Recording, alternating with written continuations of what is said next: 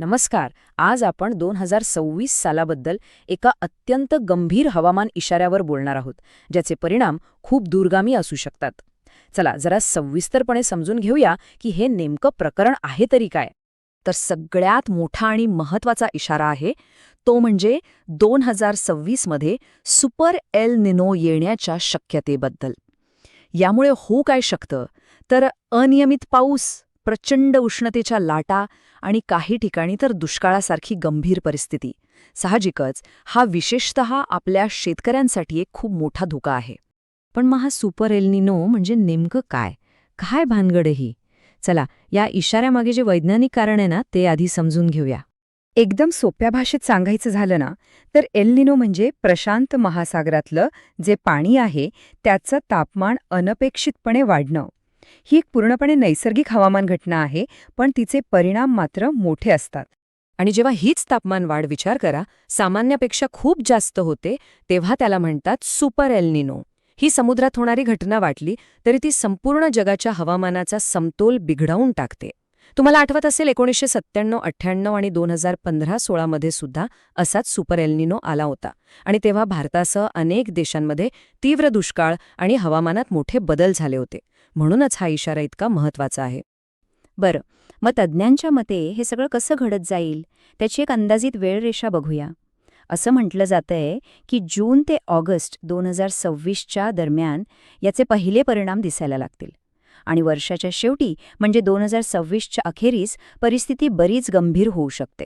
Okay, तर हे सगळं तर झालं. पण ह्याचा आपल्यावर म्हणजे आपल्या हवामानावर आणि सगळ्यात महत्त्वाचं म्हणजे आपल्या शेतीवर काय परिणाम होऊ शकतो हे समजून घेणं खूप गरजेचं आहे. पहिला आणि सगळ्यात मोठा धक्का बसू शकतो तो म्हणजे पावसाला. मान्सूनचं सगळं गणितच बिघडू शकतं. म्हणजे पाऊस एकतर गरजेपेक्षा खूप जास्त पडेल किंवा मग आवश्यक असताना पडणारच नाही. यामुळे पेरणीपासून ते पिकांच्या काढणीपर्यंत सगळं चक्रच विस्कळीत होऊ शकतं. दुसरा धोका आहे तो म्हणजे उष्णतेच्या लाटांचा. आणि या साध्यासुध्या उष्णतेच्या लाटा नाहीत. तापमान सामान्यपेक्षा इतकं जास्त वाढू शकतं की उभ्या पिकांचं मोठं नुकसान होऊ शकतं. पिकांची वाढ थांबते आणि उत्पादनात प्रचंड घट येते. आणि तिसरा परिणाम तर आणखीनच विचित्र आहे. म्हणजे बघा, एकाच वेळी काही भागांमध्ये महापुरासारखी परिस्थिती निर्माण होऊ शकते, तर काही भागांत जीवघेडा दुष्काळ पडू शकतो. हवामानाचा हा असा लहरीपणा खूपच धोकादायक ठरू शकतो. ठीक आहे, धोके तर खूप आहेत, पण नुसतंच घाबरून चालणार नाही, बरोबर? मग यावर उपाय काय? आपण काय करू शकतो? शेतकऱ्यांनी नेमकी काय तयारी करायला हवी जेणेकरून संभाव्य नुकसान कमी करता येईल? चला ते पाहूया. बघा, या संकटाचा सामना करण्यासाठी 3 गोष्टी फार महत्त्वाच्या आहेत.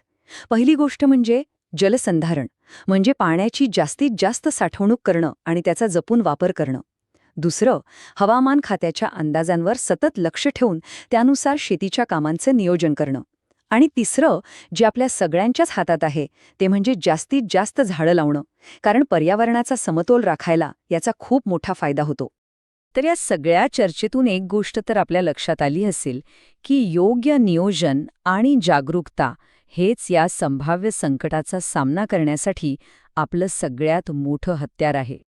खरं तर ही स्लाइड म्हणजे सगळ्या गोष्टींचा सार आहे. सुपर एल निनो हे संकट मोठं आहे, यात शंकाच नाही. पण जर आपण योग्य वेळी योग्य तयारी केली आणि जागरूक राहिलो तर या आव्हानाला आपण नक्कीच तोंड देऊ शकतो. माहिती हीच आपली खरी ताकद आहे. आणि जाता जाता एक महत्त्वाचा प्रश्न, तो आपल्या सगळ्यांसाठी आहे. वैयक्तिक पातळीवर तर आपण तयारी करूच, पण एक समाज म्हणून, एक देश म्हणून हवामान बदलाच्या या मोठ्या आव्हानाला तोंड देण्यासाठी आपण एकत्रितपणे अजून काय काय करू शकतो यावर विचार करायलाच हवा.